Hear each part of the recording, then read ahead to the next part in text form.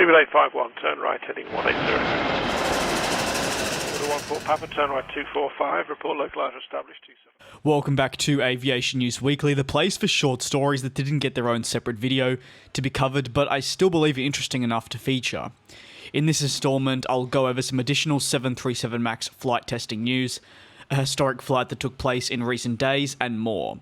We begin proceedings, however, with the Boeing 737 MAX. The EASA announced not that long ago that they would be conducting their own test flights with the 737 MAX in the coming days. This was covered here on the channel. It was a video that aired.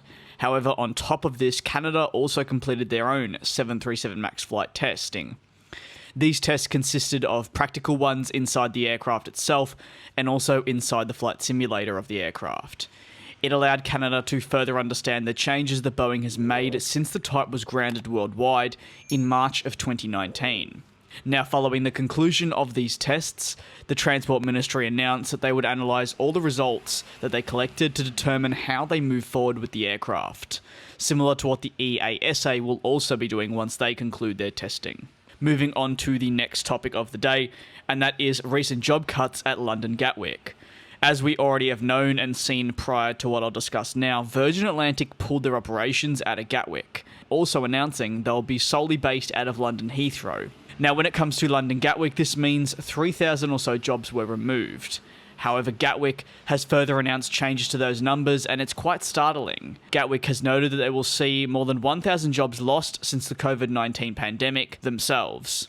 Only last week, they also announced a further 600 job cuts, but revealed that 740 employees had already left their posts prior to the latest announcement.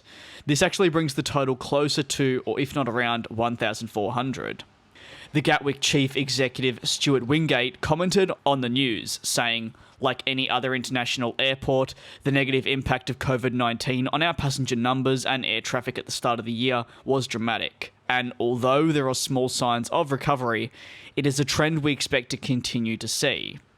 For the first half of this year alone, Gatwick saw revenues fall some 61% and also reported a loss of £343.9 million. Last year, for the same period, they posted a profit. Summing up revenues, there was a roughly £400 million change in that regard as well.